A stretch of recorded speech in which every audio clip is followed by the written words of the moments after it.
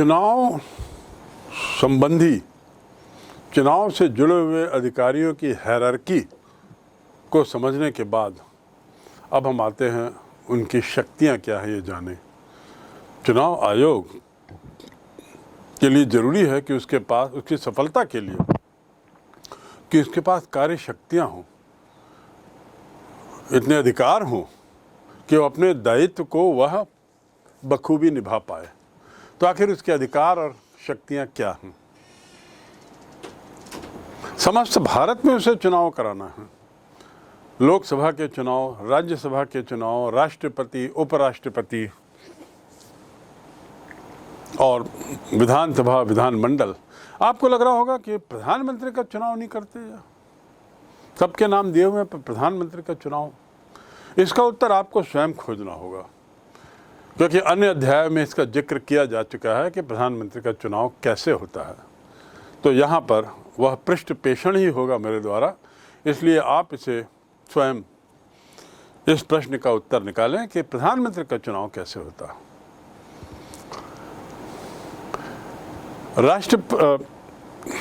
चुनाव आयोग की शक्तियों और अधिकारों को हम कुछ इस तरह बांट सकते हैं, उनको इन शीर्षकों के मातहत हम उनका अध्ययन कर सकते हैं। जिसमें पहला है चुनाव क्षेत्रों का परिसीमन, अर्थात सीमांकन, जिसका मैंने जिक्र किया। सीमांकन में बहुत सी दिक्कतें, खासकर प्रारंभ में। लोकसभा में 550 सीट हैं, 540 सीटें हैं, उस समय 500 के आसपास थी। पूरे भारत को 500 भागों में बांटना, ये सुनिश्चित करते हुए कि लोगों की क्षेत्रीय भावनाएं, भाषीय भावनाएं, धार्मिक भावनाएं, क्षेत्रीय भौगोलिक स्थितियां, जनसंख्या, ये सब के साथ न्याय हो सके, पूरे देश को लगभग 500 हिस्सों में बांटना एक बहुत ही बड़ा दूभर कार्य था। पर काम तो जरूरी था ही, क्योंकि सारी चुनावी प्रक्रिया की शुरुआत तो सीमांकन या परिसीमन से ही होती है। तो चुनाव क्षेत्रों का परिसीमन इसका पहला महत्वपूर्ण कार्य। दूसरा महत्वपूर्ण कार्य मतदाता सूची तैयार करना। तीसरा विभिन्न राजनीतिक दलों को मान्यता देना। कौन सा दल वास्तव में राजनीतिक दल कहलाएगा। चौथा परिचय पत्र, वोटर आईडी कार्ड की व्यवस्था करना। पांचवा राजनीतिक दलों और स्वतंत्र उम्मीदवारों को चुनाव चिन्ह देना। स्वतंत्र उम्मीदवार यानी ऐसे उम्मीदवार जिन्हें किसी दल ने खड़ा नहीं किया, वे अपने ही बलबूते पर चुनाव लड़ रहे हैं, उन्हें कहते हैं इंडिपेंडेंट या स्वतंत्र उम्मीदवार। स्वतंत्र उम्मीदवारों का प्रावधान क्यों किया गया हमारे संविधान पे, इस पर कभी हम आगे जिक्र करेंगे। फिलहाल इतना समझ लें कि राजनीतिक दलों के उम्मीदवार और स्वतंत्र उम्मीदवारों को चुनाव चिन्ह दिया जाता है। अभी चिन्ह क्यों दिया जाता है? जैसा मैंने बताया, 1950 में 85% जनता अशिक्षित थी। तो जो बैलेट पेपर होता है, चुनाव पत्र, जिसमें कैंडिडेट्स के नाम लिखे रहते हैं, 85% जनता नामों को पढ़ने में सक्षम नहीं थी, नहीं पढ़ पाती थी। तो ऐसी स्थिति में उन्हें यह सुविधा, उनकी सुविधा के लिए उन्हें चुनाव चिन्ह आवंटित किया गया सभी को, ताकि चिन्ह के आधार पर मतदाता चाहे शिक्षित हो या अशिक्षित हो अपना मत दे। किसी का चिन्ह दिया, किसी का चिन्ह साइकिल, किसी का चिन्ह घास, किसी का चिन्ह हाथी, किसी का चिन्ह बैल, पतंग आदि आदि। तो चुनाव चिन्ह जो है वह एक उम्मीदवार की आइडेंटिटी, एक उम्मीदवार का परिचय के रूप में था, जिसे पढ़ने की जरूरत नहीं पड़े। कितना बढ़िया तरीका अख्तियार किया हमारे चुनाव आयोग ने। देश की 85% अशिक्षित जनता के मद्देनजर ये व्यवस्था की गई थी।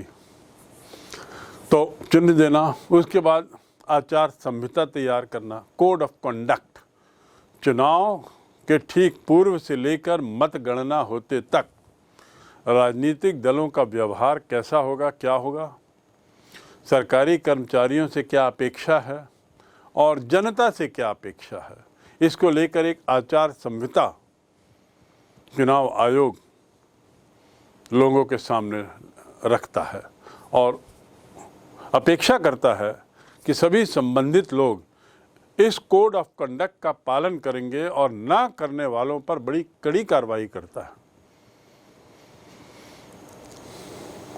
इसके बाद अगला काम है चुनाव करवाना। चुनाव करवाना, उसके बाद चुनाव प्रचार की सुविधा दिलाना। चुनाव प्रचार की सुविधा दिलाना, उसके बाद चुनाव की तिथियां और चुनाव के कार्यक्रम तय करना। निर्वाचन कर्मचारियों पर नियंत्रण करना, उनके व्यवहार को लेकर, उनकी ड्यूटीज को लेकर आदि आदि। मतदान केंद्रों की स्थापना, आरक्षित निर्वाचन क्षेत्रों का निर्धारण, आरक्षित क्षेत्रों का निर्धारण, रिजर्व फॉर स्पेशल कैटेगरीज, जहां से केवल उस विशिष्ट वर्ग के लोग ही प्रतिनिधि बन सकते हैं, उम्मीदवार बन सकते हैं। रिजर्व नॉट फॉर वोटर, किसी खास तबके के वोटर्स के लिए कोई सा क्षेत्र निर्धारित नहीं है, बल्कि किसी खास तबके के उम्मीदवारों के लिए निर्धारित है। और अंतिम है चुनाव व्यय का लेखा जोखा प्राप्त करना और उसकी जांच करना, और लेखा जोखा गलत पाए जाने पर उचित कार्रवाई करना, जिसमें चुनाव की पात्रता से रद्द करना भी शामिल है। भारत की प्रधानमंत्री, तत्कालीन प्रधानमंत्री श्रीमती इंदिरा गांधी, ये जब चुनाव लड़ी थी तो एक व्यक्ति ने न्यायालय में अपील की थी कि इन्होंने कुछ खर्चे ज़्यादा किए हैं, सीमा से ज़्यादा, तय सीमा से ज़्यादा, और सरकारी मशीनरी का दुरुपयोग। और ये आरोप साबित भी हो गया। यद्यपि सरकारी मशीनरी का दुरुपयोग और सीमा से ज़्यादा रकम में कोई ज़्यादा बहुत ज़्यादा वो नहीं था खर्च, लेकिन जितना भी था आरोप तो तय हो गया था। और इसको लेकर श्रीमती इंदिरा गांधी को न्यायालय ने संसद की सदस्यता की पात्रता से, उनकी पात्रता को रद्द कर दिया, उनके चुनाव को रद्द कर दिया। और इसी के परिणाम स्वरूप फिर जो घटनाक्रम भारत के इतिहास में हुआ वह एक काला अध्याय से कम नहीं है। लेकिन वो दूसरी बात। तो चुनाव आयोग द्वारा लेखा जोखा खर्चों का, उम्मीदवारों और राजनीतिक दलों के खर्चों का लेखा जोखा, उनकी जांच करना और उस पर उचित कार्रवाई करना, ये सब उसके दायरे में आता है। इसमें आपको याद रखना होगा, इतना सब संपन्न कराने के लिए जरूरी है कि संबंधित अधिकारी कर्मचारी बड़े अनुशासित हों, तभी उस समय सीमा के अंदर सारे कार्य उचित तरीके से, निष्पक्षता से, ईमानदारी से संपन्न किए जा सकते हैं। तो अनुशासित रखने के लिए जरूरी है कि चुनाव आयोग को असीम शक्तियां दी गई हों, और सच्चाई तो यही है कि चुनाव आयोग की शक्तियां बड़ी असीम हैं। संबंधित कर्मचारी अधिकारी को वो जेल भी भेज सकता है। बाद में भले इस पे कार्रवाई होती रहे, सुनवाई होती रहे, लेकिन पहला कदम जो चुनाव आयोग उठा सकता है वह था संबंधित अधिकारी कर्मचारी को नौकरी से सस्पेंशन का आदेश, जेल भेजने का आदेश आदि आदि। इसीलिए चुनाव के दौरान सभी लोग बड़े सहमे रहते हैं, अनुशासित रहते हैं। इन कार्यों के अलावा भी चुनाव आयोग के कुछ और कार्य हैं, जिसमें शामिल है विभिन्न राज्यों के पर्यवेक्षक नियुक्त करना। उदाहरण के लिए मैंने छत्तीसगढ़ के चुनाव का उदाहरण दिया। कल्पना करिए छत्तीसगढ़ में चुनाव हो रहा है, जहाँ के कर्मचारी चुनाव आयोग के मातहत आ गए हैं, राज्यपाल ने आदेश दे दिया है और कर्मचारी अपना काम कर रहे हैं। ये सुनिश्चित करने के लिए कि कर्मचारी किसी खास दल के लिए तो कार्य नहीं कर रहे हैं, किसी खास व्यक्ति के लिए तो नहीं कर रहे हैं, किसी तरह की विश्वसनीयता या निष्पक्षता पर प्रश्न चिन्ह तो नहीं उठ रहा है। दिल्ली का चुनाव आयोग पूरे देश से कुछ अधिकारियों को पर्यवेक्षक के रूप में इस राज्य में नियुक्त कर सकता है चुनाव काल के दौरान, और ऐसा करते समय उसे मात्र वहाँ के राज्यपाल या राष्ट्रपति की अनुमति की जरूरत होती है और कुछ नहीं। तो पर्यवेक्षकों की नियुक्ति, it's like an inspector, supervisor, ये लोग देखते हैं बस और रिपोर्ट करते हैं, अर्थात इनके द्वारा की गई रिपोर्ट की बड़ी अहमियत होती है। यदि इन्होंने रिपोर्ट कर दिया कि संबंधित अधिकारी या संबंधित क्षेत्र में चुनाव में गड़बड़ी पाई गई तो वहाँ का चुनाव रद्द हो जाएगा, संबंधित व्यक्तियों पर कार्रवाई हो सकती है। पर्यवेक्षक बहुत महत्वपूर्ण है इस पूरी चुनावी प्रक्रिया में। दूसरा महत्वपूर्ण कार्य, चुनाव आयोग संसद या विधान मंडलों के सदस्यों के चुनाव के लिए उनकी अयोग्यताओं पर लगे प्रश्नों पर राष्ट्रपति और राज्यपाल को परामर्श देता है। कोई सदस्य चुना गया, चाहे वो राज्य की विधानसभा विधानमंडल हो या केंद्र का संसद हो, चुनाव के बाद उनकी अयोग्यताओं पर यदि प्रश्न उठाया गया है और राज्यपाल या राष्ट्रपति को सूचित किया गया है तो अपना दायित्व निभाते हुए चुनाव आयोग उस पर टिप्पणी करता है, इनकी अयोग्यताओं या योग्यताओं पर परामर्श देता है। तीसरा, चुनाव याचिका के संबंध में सरकार को परामर्श देना। कई बार ऐसा होता है कि पराजित दल या पराजित व्यक्ति विजयी दल या विजयी व्यक्ति के खिलाफ चुनाव आयोग के पास जाता है या न्यायालय जाता है और कुछ साक्ष्य भी दिखाता है। उस साक्ष्य की सच्चाई के आधार पर और खोजबीन के आधार पर यदि चुनाव आयोग का कुछ निष्कर्ष है, अपना स्वतंत्र निष्कर्ष, तो वह निष्कर्ष संबंधित राज्यपाल या राष्ट्रपति को देता है, सरकार को देता है। अगला जो दायित्व है उसका प्रादेशिक आयुक्तों की नियुक्ति के लिए राष्ट्रपति को परामर्श देना। उसके बाद अगला, चुनाव के दौरान होने वाली हिंसात्मक घटनाओं एवं मतदान केंद्रों पर कब्जे की शिकायतों की जांच करवाकर उचित निर्णय लेना।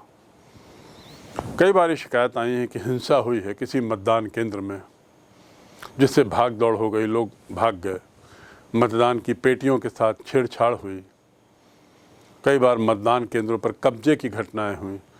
ऐसी स्थिति में यदि पर्यवेक्षक या पीठासीन अधिकारी, जिला निर्वाचन अधिकारी ये ऐसी रिपोर्ट भेजते हैं तो चुनाव आयोग यहाँ के चुनाव को रद्द कर सकता है, चाहे वह पूरे ज़िले के चुनाव को रद्द कर दे, पूरे एक निर्वाचन केंद्र के चुनाव को रद्द कर दे, या किसी एक मतदान केंद्र के। अपने विवेक पर वह निर्णय लेने के लिए सक्षम है। इन सभी कार्यों के अलावा भी निर्वाचन आयोग से यह अपेक्षा की जाती है कि समय समय पर वह चुनाव प्रक्रिया में सुझाव देता रहे, सुधार का प्रयास करवाता रहे, सरकार को अनुरोध करते रहे, नए जो सुधार के जो जरिए हैं, सुधार के जो रास्ते हैं, उस पर अग्रसर होने का प्रयास करवाता रहे। अब हमने चुनाव आयोग के बारे में पूरा जान लिया, उसका गठन कैसे होता है, उसकी महत्ता क्या है और उसकी शक्ति और अधिकार क्या हैं, और ये समझ लिया कि चुनाव आयोग ही वह संस्था है जो पूरे देश में चुनाव कराती। सरकार नहीं कराती, सरकार चुनाव नहीं कराती, सरकार चुनाव आयोग के आदेश पर कार्य करती है चुनाव संबंधी मामलों में। आप सोच सकते हैं कि चुनाव काल के दौरान चुनाव आयोग कितना शक्तिशाली हो जाता है, सर्वशक्तिशाली हो जाता है, और होना भी चाहिए, क्योंकि ये निष्पक्षता और ईमानदारी के लिए ज़रूरी है और अनुशासन के लिए ज़रूरी है। खर्च का अनुशासन, समय का अनुशासन, व्यवहार का अनुशासन इसके लिए आवश्यक है। चुनाव आयोग की महत्ता लोगों को उस समय पहली बार बहुत अच्छी तरह समझ में आई जब श्री टी.एन. शेषन देश के चुनाव आयुक्त थे 1991-92 के दौरान। टी.एन. शेषन ने जिस तरीके से चुनाव प्रणाली में घुसी हुई समस्त बुराइयों को आमूलचूल नष्ट किया और भारत के चुनावी माहौल में एक क्रांतिकारी बदलाव लाए, उसके लिए टी.एन. शेषन याद किए जाते हैं। उसी का परिणाम है कि दीवालों पे चुनाव के दौरान जो नारे और ये सब लिखे जाते थे वो समाप्त हुए। उसी का परिणाम है कि जो व्यर्थ के खर्चे जो होते थे उस पे लगाम लगी और न जाने कितने सारे बदलाव उन्हीं कानूनों को लागू करते हुए टी.एन. शेषन ने लाए जो पूर्ववत थे, लेकिन जिसे पूर्व के चुनाव आयोग ने उतने सफलता से लागू नहीं किया जितनी सफलता से श्री टी.एन. शेषन ने किया। खैर, अब हम आगे बढ़ते हैं। पहला चुनाव भारत की लोकसभा का, प्रथम आम चुनाव, और चुनाव आयोग के लिए ये एक बहुत चुनौती भरा कदम था। अब तक तो आप ये निश्चित रूप से समझ गए होंगे कि पहला चुनाव, याद रखें, पहला चुनाव 1951-52 कितना चुनौती भरा रहा होगा चुनाव आयोग के लिए, सरकार के लिए, देश की विश्वसनीयता के लिए, देश की प्रतिष्ठा के लिए। अंतर्राष्ट्रीय मंच पर सभी देशों के राज्याध्यक्षों की नज़र भारत के चुनाव पर थी। कई लोग तो शायद मन ही मन इस चुनाव की असफलता की भी प्रार्थना कर रहे होंगे, क्योंकि उन देशों की खुद की अलोकतांत्रिक व्यवस्था को जायज ठहराने के लिए जरूरी था कि भारत की लोकतांत्रिक व्यवस्था चरमराए, अपने बल पे खड़े न हो। चुनाव आयोग ने इस चुनौतियों को बखूबी स्वीकार किया। उसने भारत के आकार को और उसको देखते हुए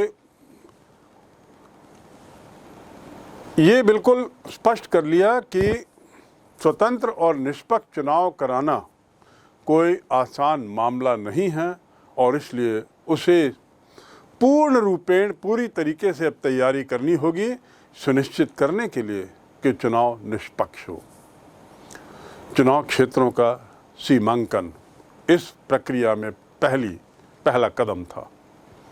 उसके बाद मताधिकार या वयस्क व्यक्तियों की सूची बनाना, और ये दो काम ऐसे थे जिसमें बहुत समय लग रहा था और लगना था भी, खासकर उस समय जब संचार व्यवस्था ऐसी नहीं थी जैसी आज है।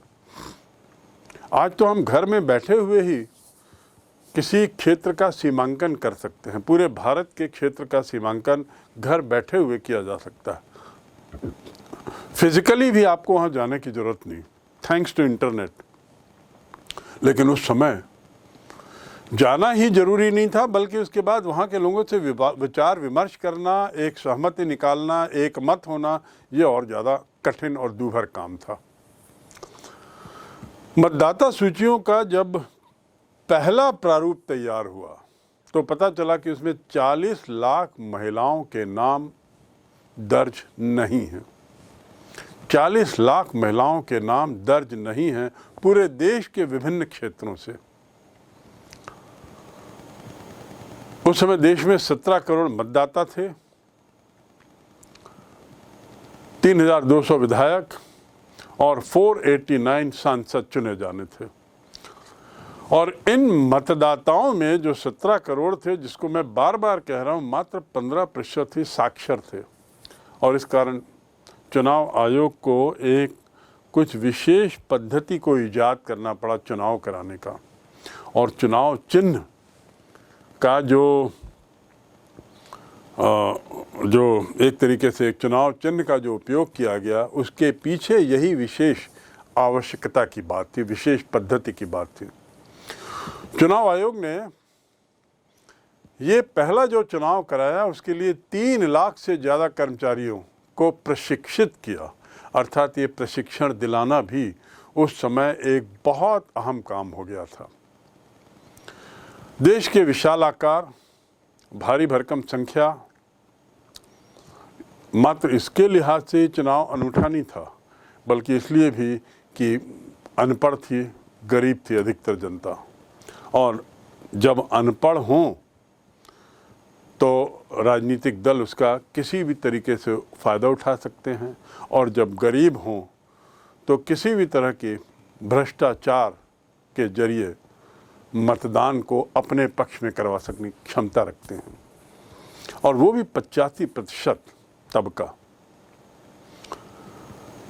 अभी तक जो लोकतंत्र था सन 52-53 तक के, ये धनी देशों में ही था। अर्थात लोकतंत्र was a luxury, democracy was a luxury, it was not a necessity.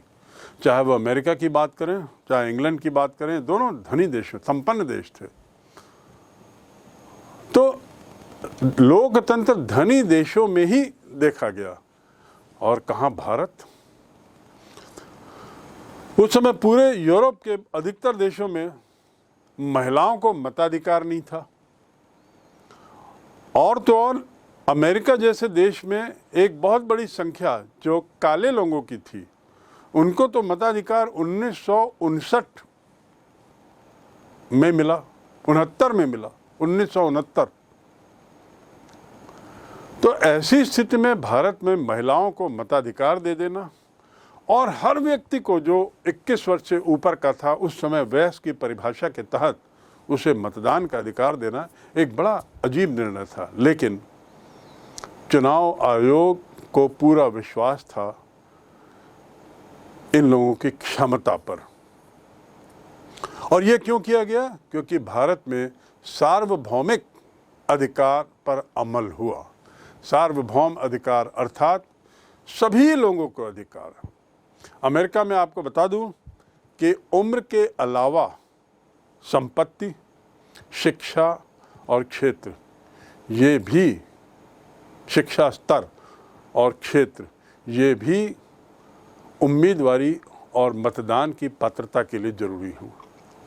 यदि आपके पास निश्चित सीमा से कम संपत्ति है तो आप न उम्मीदवार हो सकते हैं और न मतदान का अधिकार भी रख सकते हैं। ऐसे ही एक स्तर तक शिक्षित होना भी जरूरी था। लेकिन भारत में ये सब को दरकिनार करते हुए केवल उम्र को ही पात्रता का आधार बनाया गया। इसे कहते हैं सार्वभौम अधिकार। अब जब चुनाव की प्रक्रिया शुरू हुई, पहले चुनाव की बात कर रहा हूं, तो किसी कारणवश चुनाव को 2 बार स्थगित भी करना पड़ा, और अंततः अक्टूबर 51 से फरवरी 52, ये जो 4 माह हैं, बल्कि इसमें आगे पीछे के 2 माह और जोड़ें तो लगभग 6 माह के काल में ये चुनाव पूरे हुए। और इसीलिए चूंकि 1952 तक ये गया और परिणाम जो है वो 1952 में आए, इसलिए इस चुनाव को 1952 का चुनाव कहते हैं। क्योंकि जो पहली लोकसभा बैठी, लोकतांत्रिक तरीके से चुनी गई, वह 1952 से उसका कार्यकाल शुरू होता है। वैसे तो चुनाव की प्रक्रिया प्रारंभ हो गई थी 1951 से। देश के अधिकांश हिस्सों में मतदान भी 1952 में ही हुआ। जैसा मैंने पहले बताया कि अभियान, मतदान और फिर मतगणना और विजयी उम्मीदवारों की घोषणा, इसमें 6 माह का काल लगा, 6 माह का समय लग गया। चुनाव में उम्मीदवारों के बीच मुकाबले हुए। औसतन हर सीट से करीब 4 उम्मीदवार खड़े थे। औसत, कहीं 2 भी थे, कहीं 10 भी थे, पर औसत देखा गया कि हर सीट से 489 सीटें मैंने बताई आपको। 489 में औसतन 4 उम्मीदवार थे। लोगों ने बढ़ चढ़कर भाग लिया। आधी से अधिक लोगों ने मतदान भी किया। चुनाव के परिणाम घोषित हुए और सबसे अहम बात ये कि हारने वाले उम्मीदवारों ने भी इन परिणामों को निष्पक्ष बताया। यही विश्वसनीयता कहलाती है। इसी विश्वसनीयता को अर्जित करने के लिए चुनाव आयोग ने इतने भारी स्तर पर कहना चाहिए तैयारियां की थी, विश्वसनीयता को बनाने के लिए, अक्षुण्ण रखने के लिए और सुनिश्चित करने के लिए कि लोकतंत्र का जमीनी आधार मजबूत और मजबूत होता जाए। इसीलिए मैं बार बार कह रहा हूं, चुनाव आयोग ने अपनी भूमिका को बहुत अच्छे तरीके से निभाया और यहां तक कि हारे हुए पराजित उम्मीदवार भी इस चुनाव को निष्पक्ष मानते थे। चुनाव परिणामों की निष्पक्षता पर उनका पूरा विश्वास था। रही बात अंतर्राष्ट्रीय प्रतिक्रिया की, मैंने जैसा पूर्व में बताया, अलग अलग देश अलग अलग नज़रिए से, अलग अलग अंदाज से भारत के चुनाव पर नज़र रखे हुए थे, अलग अलग कारणों से, अलग अलग नज़रिए से और अलग अलग अंदाज से। सबका उसमें स्वार्थ निहित था। लेकिन जब चुनाव परिणाम आए तो 1952 का आम चुनाव दुनिया भर में लोकतंत्र के लिए एक मील का पत्थर साबित हुआ, लोकतंत्र के इतिहास के लिए। अभी तक ऐसा माना जाता था कि यह संभव नहीं है कि गरीब और अशिक्षित देश में, गरीब और अशिक्षित माहौल में लोकतंत्र के चुनाव कराए जा सकें। ऐसा संभव ही नहीं माना जाता था, दलील थी। ये सब गलत साबित हो गई। इस अध्याय के अध्ययन के बाद अब हम बढ़ते हैं कुछ प्रश्नों की ओर जो बड़े अहम हैं, और ये प्रश्न एक तरीके से लॉन्ग क्वेश्चंस हैं, दीर्घ प्रश्न हैं।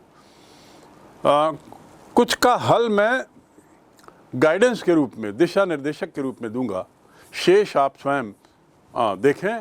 पहला प्रश्न, समाजवादी पार्टी और कम्युनिस्ट पार्टी, इनके बीच 3 अंतर बताएं। 3 अंतर समाजवादी पार्टी और कम्युनिस्ट पार्टी। इसके बाद 3 अंतर आपको बताना है भारतीय जनसंघ और स्वतंत्र पार्टी। ये 4 पार्टियां बड़ी मुखर थी कांग्रेस के अलावा, तो इनमें अंतर क्या था, थोड़ा क्या अलग अलग इनकी विचारधारा थी, ये और स्पष्ट हो जाएगा आप इस तरीके से अध्ययन करेंगे तो।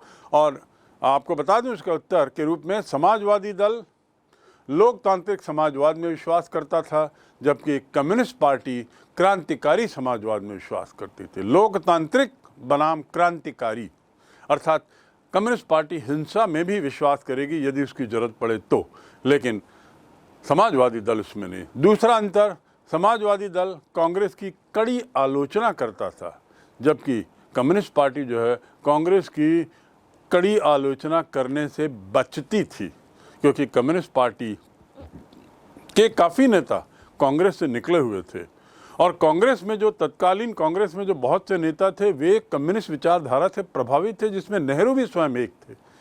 परिणाम स्वरूप क्या होता है कि कम्युनिस्ट पार्टी हमेशा कांग्रेस की कटु आलोचना से बचती है, जबकि समाजवादी दल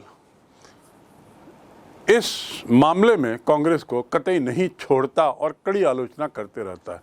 तीसरा अंतर जो है, समाजवादी दल में उदारवादी नेता थे, जबकि कम्युनिस्ट पार्टी में क्रांतिकारी नेता ज़्यादा थे। ये 3 अंतर दोनों दलों में। रही बात भारतीय जनसंघ और स्वतंत्र पार्टी की, तो भारतीय जनसंघ एक देश, एक संस्कृति और एक राष्ट्र के आदर्श पर काम करता था, जिसका मैंने जिक्र किया है। स्वतंत्र पार्टी स्वतंत्र अर्थव्यवस्था पर जोर देती थी और उसके अनुसार अर्थव्यवस्था को सरकार कतई नियंत्रित ना करे, हस्तक्षेप ना करे, ऐसा उसका विचार रहता था। दूसरा, जनसंघ संस्कृति और आदर्शों पर विश्वास करती थी, उसका ज़्यादा जोर था बहुत, जबकि स्वतंत्र पार्टी का आर्थिक व्यवस्था पर ज़्यादा जोर था। तीसरा, भारतीय जनसंघ ने भारत और पाकिस्तान को एक अखंड भारत बनाने की बात कही थी, अर्थात वापस स्वतंत्रता से पूर्व का एक भारत बनाने की बात पर वो जोर दे रहा था। जबकि स्वतंत्र पार्टी गुट निरपेक्षता की नीति की आलोचना करती थी और अमेरिका से नज़दीकी संबंध चाहती थी। तीसरा अंतर, हमेशा जनसंघ ने आणविक हथियार बनाने की वकालत की भारत में। जनसंघ, जो बाद में जनता पार्टी और फिर उसके बाद भारतीय जनता पार्टी बनती है, वह सतत रूप से भारत के द्वारा आणविक हथियार बनाने की पैरवी करती आई है। जबकि स्वतंत्र पार्टी जो है वो केंद्रीकृत नियोजन के खिलाफ थी, राष्ट्रीयकरण के खिलाफ थी और किसी भी तरह की सरकार की मौजूदगी किसी अर्थव्यवस्था के मामले में उसके खिलाफ रही है। अगला प्रश्न, भारत और मेक्सिको दोनों में एक खास समय तक एक पार्टी का प्रभुत्व रहा। बताइए कि मेक्सिको में स्थापित एक पार्टी का प्रभुत्व कैसे भारतीय एक पार्टी प्रभुत्व से अलग है। इस पर हमने विस्तार से अध्ययन किया है, लेकिन फिर भी दो बिंदु यहाँ पे आपको बता दूं। कांग्रेस पार्टी लोकप्रिय मतगणना के आधार पर आई, उसका प्रभुत्व लोकतांत्रिक तरीके से हुआ, मतदान के बल पर हुआ और वे ऐसा मतदान जो निष्पक्ष और ईमानदार था। जबकि मेक्सिको में जो रिवॉल्यूशनरी पार्टी थी वो तानाशाही के आधार पर शासन कर रही थी, अर्थात चुनावी व्यवस्था को बहुत छेड़ रही थी, बहुत दखलंदाजी कर रही थी, मतदान प्रक्रिया में गड़बड़ करके सतत रूप से वो सत्ता में आई। दूसरा अंतर, भारत में स्वतंत्र और निष्पक्ष चुनाव नियम से होते रहे। हर 5 वर्ष के काल में 52, 57 और फिर उसके बाद 62 बाकायदा चुनाव होते रहे नियम से, और ये निष्पक्ष हुए, जिसको पूरी दुनिया ने सराहा है। और हार भी जो होती थी वो भी बड़े निष्पक्ष रूप से होती थी और विरोधी दल भी स्वीकार करता था कि चुनाव बड़े निष्पक्ष हुए। लेकिन मेक्सिको में ऐसी कोई बात नहीं थी, वो हमेशा चुनावी हेरफेर और धांधली में शामिल लिप्त पाई गई। तीसरा प्रश्न, लोकतंत्र स्थापित करने की चुनौतियों को लिखें और बिंदुवार बताएं। लोकतंत्र स्थापित करने की चुनौतियां, इसका उत्तर देने के लिए आपको जाना पड़ेगा स्वतंत्र भारत 1947 के वर्ष में। उस काल में जो चुनौतियां थीं उसको संक्षिप्त में बताते हुए आपको ये हाईलाइट करना होगा कि इन सब चुनौतियों और समस्याओं के मद्देनज़र लोकतंत्र को स्थापित करना एक बड़ा कठिन काम हो गया था। और उसमें जो लोकतंत्र की स्थापना में जो सबसे बड़ी चुनौती थी वो थी कि मतदाताओं की सूची नहीं थी, कोई चुनावी व्यवस्था नहीं थी, 15% लोग मात्र शिक्षित थे और इन सब के अलावा कांग्रेस दल को छोड़कर कोई अन्य दल नहीं दिखाई दे रहा था जिससे वास्तव में लोकतंत्र व्यवस्था के लिए जरूरी माना जाता है। तो इन चुनौतियों का जिक्र करते हुए आपको इस पर थोड़ा सा प्रकाश डालना है कि किस प्रकार चुनाव आयोग का ना होना, देश की विशालता, जनसंख्या की विशालता, अशिक्षा की विशालता और उसके अलावा अन्य चुनौतियां जो उस समय तत्कालीन थी और जिनको प्राथमिकता देना जरूरी था, इसके बावजूद इन चुनौतियों को कैसे स्वीकार किया और कैसे लोकतांत्रिक जमीन तैयार की। अगला प्रश्न, चुनाव आयोग के कार्य और शक्तियां। बहुत स्ट्रेट क्वेश्चन है, लेकिन अत्यधिक महत्वपूर्ण इस दृष्टि से कि अगले 2024 में फिर लोकसभा के चुनाव होने हैं और ये जो सत्र चल रहा है 2022-23 का, इसमें ये प्रश्न बड़ा अहम बन जाता है कि हमको मालूम है कि नहीं कि चुनाव आयोग के शक्तियां क्या हैं, उसकी कार्यशैली क्या है। और इसके बारे में मैंने विस्तार से आपको बताया है। आपको बिंदुवार इनको लिखना है कि उसके कार्य क्या हैं, जिसमें आपको सबसे अहम कार्य चुनाव, सीमांकन, चुनाव क्षेत्रों का सीमांकन, मतदाता सूची, वोटर आईडी कार्ड और आदि आदि। और शक्तियाँ क्या हैं, इसको अलग से आपको, उसके पावर्स क्या हैं, इसका आपको विस्तार से लिखना होगा। अगला प्रश्न है, मतदान के बदलते तरीकों को लिखें। हमने 3 या 4 स्टेज देखे अपने देश में चुनावी प्रक्रिया के मामले में।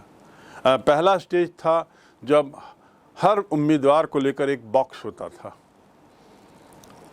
और जिस उम्मीदवार के पक्ष में मत देना है उस उम्मीदवार के बॉक्स में जाकर वो मत डाला जाता था। फिर एक दौर आया जब मत सूची बनाई गई और मत पेटी एक ही रखी गई। उसके बाद चुनाव चिन्ह भी इसमें डाले गए। उसके बाद अगला दौर आया ईवीएम का, इलेक्ट्रॉनिक वोटिंग मशीन। लेकिन फिर बाद में उसमें और सुधार करते हुए फिर ईवीपैट ये भी लागू किया गया, जिसके तहत मतदाता को स्वयं को मालूम पड़ जाए कि उसका वोट उसी कैंडिडेट को गया है कि नहीं जिसके लिए उसने मतदान किया था। तो इस प्रकार ये सुधार, चुनावी सुधार, और इसके अलावा कुछ और भी सुधार हुए मतदान के संबंध में, इसका जिक्र करना है। अगला प्रश्न जो इस अध्याय से, पूरे अध्याय से संबंधित है, वह है पहले 3 चुनाव में कांग्रेस के प्रभुत्व पर संक्षिप्त लेख लिखें। पहले 3 चुनाव में कांग्रेस के प्रभुत्व पर संक्षिप्त लेख लिखें। अर्थात आपको शुरू करना है अपना लेख 1947 में कांग्रेस बनाम अन्य दल। फिर आपको लिखना है कांग्रेस क्यों, उसको एक एडवांटेज क्यों मिला शुरू में। ऐतिहासिक पहलू को आपको ध्यान में रखते हुए इसको लिखना है कि कांग्रेस को प्रारंभिक दौर में एडवांटेज क्या थे। पहला तो ऐतिहासिक, दूसरा संगठनात्मक जो उसका बल था, तीसरा सभी नेता कांग्रेस के बैनर में काम किए हुए थे, आदि आदि। उसके बाद आपको चुनावी प्रक्रिया में कांग्रेस को सफलताएं क्यों मिली जिसका मैंने जिक्र किया है। साथ ही ये भी बताना है कि विचारधारा के रूप में कैसे एक बहुत बड़ा छाता थी ये, सामाजिक संगठन कैसे इसका बहुत मजबूत था जो अन्य दलों का नहीं था। तो इस प्रकार इस सब को बिंदु को लेते हुए फिर तीनों चुनाव के परिणाम आपको दिखाने हैं और ये बताना है कि इन कारणों से कांग्रेस का प्रभुत्व बना रहा। ऐसा बताते हुए आपको ये बताना नहीं भूलना है कि एक और जहां कांग्रेस के पास ये एडवांटेजेस थे, वहीं विरोधी दलों के पास ये डिसएडवांटेजेस थे। और डिसएडवांटेजेस की बात करेंगे तो संगठनात्मक ढांचे की कमी, आर्थिक आर्थिक मुद्दे पर इनके पास पैसा नहीं था, तीसरा जो शैशवावस्था, चौथा अनुभव की कमी, चुनावी राजनीति के अनुभव की कमी, और पांचवा भी आप इसमें डाल सकते हैं कि ये सभी दल कांग्रेस से एक तरीके से निकले हुए थे, तो इसलिए कांग्रेस का प्रखर विरोध भी नहीं कर पा रहे थे। कांग्रेस से भावनात्मक एक लगाव हो गया था जिसके कारण खुलकर सामने नहीं आ पा रहे थे और उनका विरोध नहीं कर पा रहे थे। तो इस प्रकार कांग्रेस के प्रभुत्व के बारे में एक संक्षिप्त लेख। और अंतिम प्रश्न जो है वह है कि आपको कम्युनिस्ट पार्टी ऑफ इंडिया पर एक संक्षिप्त लेख लिखना है। प्रारंभ में पहले प्रश्न में मैंने आपको बताया कि कम्युनिस्ट पार्टी का अंतर क्या है अन्य दलों से। अब आपको केवल कम्युनिस्ट पार्टी को लेकर एक छोटा सा लेख लिखना है जिसमें उसके उदय के बारे में, उसकी विचारधारा, उसके कांग्रेस से अलग होने के कारण और कांग्रेस से उसका टकराव, और अंतिम बिंदु होगा राजनीतिक चुनावी स्थिति कम्युनिस्ट पार्टी की और वर्तमान स्थिति क्या है। इस प्रकार प्रश्नों का ये दौर यहाँ समाप्त होता है और ये अध्याय भी यहाँ इस